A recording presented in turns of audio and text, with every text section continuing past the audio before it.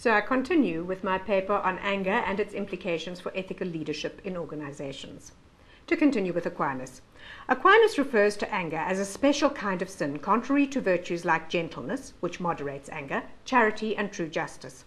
He also believed that anger is less malicious than envy or hate.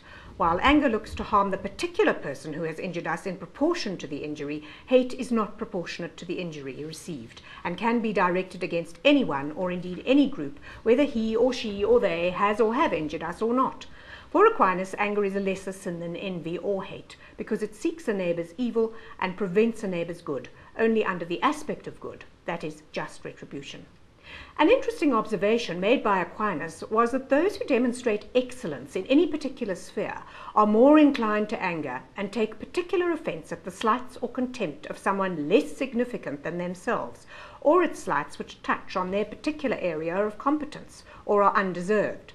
This in itself could be a useful insight for leaders. Let us briefly summarize some of the key points from this discussion on the nature of anger, prior to discussing the relevance of these for ethical leadership in organizations. Firstly, anger is widely understood to be an emotion in response to some trigger event, often an injury or perceived injury, such as contempt for self by another. It is also understood to incorporate a desire for retaliation or revenge of some sort to gain compensation for the injury suffered. Secondly, anger, as with any emotion, is not viewed as right or wrong in itself. It is the expression of that anger, the action taken, which seems to constitute the wrong. Such wrong may be greater, as in mortal or capital sin, but it may be less, as in the case where anger causes little harm to another. In Western society, there is a common perception that righteous anger is not wrong at all, because its aim is to counteract wrongs such as injustice. Thirdly, it is generally acknowledged that anger can cause harm. This harm may be physical as well as non-physical. In other words, anger can harm the body, the spirit, the emotions, relationships, and so on. Such harm may vary in degree and intensity, depending on the use of reason or virtues such as justice to control the anger, or perhaps depending on certain moderating factors like personal or cultural emotional norms. Fourthly, both Eastern and Western wisdom suggest that anger and its goal of vengeance can beget further wrongdoing. This is acknowledged in Christianity by describing anger as a deadly or capital sin, which can lead us to sin in other ways, such as quarrelling, insulting others, blaspheming, and so on. In Buddhism, for example, this is expressed by suggesting that anger gives rise to 4 further addictions, namely aggression, vindictiveness, malice, and violence. Fifthly, all and any human may become angry, although people have different ways of being angry.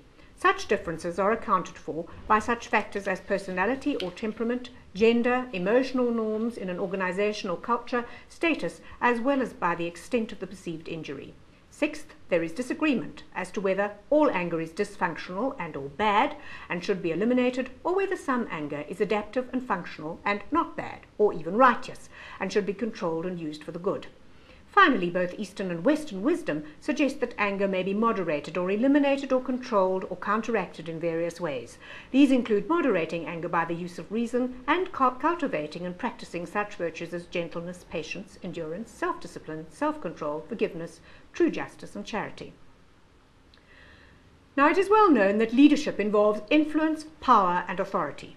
Furthermore, it is also well known that we have always been concerned with the ethics of our leaders and that we expect ethical leaders to act on the basis of ethical values and principles as well as being good, virtuous persons. And the reason that we expect this is that leaders influence others to a greater or lesser extent, and influence has a moral dimension which involves values, respect for persons, fairness, building community, and so on. Now, for this reason alone, it would seem to me that an understanding of anger, both good and bad anger, would be useful in respect of both the conduct and character of the ethical leader.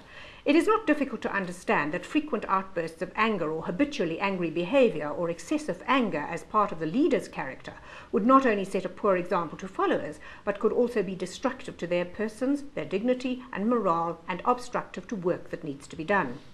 Given that we do have some indication of the values underlying ethical leadership conduct, as well as the virtues of good moral leaders mentioned earlier, it would seem to me that these values and virtues could be used as a basis for a proactive, evaluative approach to anger in the workplace, whether we are referring to the anger of the leader or that of employees. Using an understanding of anger and its process, as detailed earlier in this paper, we could consider anger's various components in the light of ethical values in order, firstly, to clarify the nature and seriousness of the triggering events or causes or injury which give rise to the anger of the leaders or followers, as well as to clarify the intensity of the emotional response.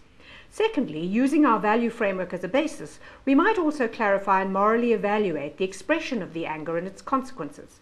This type of ethical reflection on and evaluation of the anger process could be used reactively to examine instances of leader or follower anger and to learn from these in retrospect.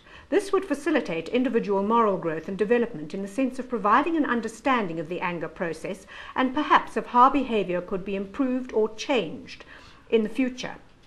In addition, this type of ethical reflection could be used proactively by leaders during decision-making processes on various issues, particularly those likely to incite employee anger. Such a proactive approach could assist leaders in organizations to demonstrate what Greenleaf has called foresight, that is, the capacity to foresee events and to take appropriate action. Such foresight could involve weighing up various decisions and courses of action in terms of the likelihood of causing injury or offense to particular stakeholders and the ensuing likely levels of anger and its consequences for the community as a whole. This would constitute a proactive approach to potential anger, rather than merely being reactive to instances of anger. It would also help to avoid what Greenleaf has termed ethical failure, that is, lack of foresight. Thirdly, such an approach might prove useful as a way of classifying anger as righteous or unrighteous. And finally, by ethically evaluating the expression of anger and its consequences, whether retrospective or potential, we may be better able to discern the degree of the severity of sin, venial, mortal, or capital, and the degree of culpability involved in the particular situations. To develop such a proactive ethical approach, we suggest that the values or principles that underlie ethical leadership would be respect for the dignity of persons, justice and fairness, solidarity, sharing and building community, commitment to the common good, subsidiarity, in other words, commitment to facilitating and empowering others and service to others, and commitment to the marginalized, the least privileged, and the least powerful.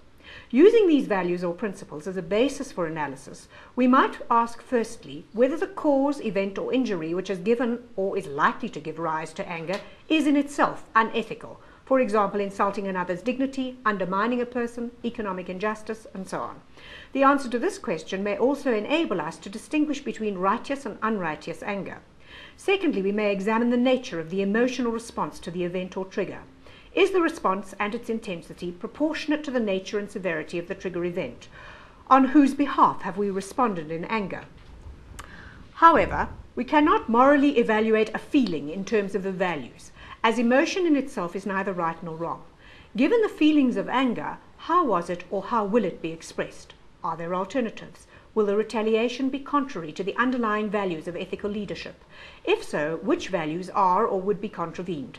Could virtues like patience, forgiveness, gentleness, humility, respect, generosity, and charity, which are the mark of the good person, moderate the expression of anger? Finally, what are the consequences of the retaliatory options? Are the consequences in contravention of these fundamental ethical values? And if so, which ones and to what extent? In addition, would the anger and its expression and consequences of that expression lead to further sins, the daughters of anger, as mentioned earlier? Obviously, then, this framework could be used reactively or proactively to examine anger after the event, as it were, or prior to such anger, and in so analyzing the process and its consequences, we may learn and understand more about the anger of ourselves or others. In conclusion, I have offered a graphic representation, which is obviously not visible in the virtual conference, of the above ethical framework for evaluation of the anger process by leaders.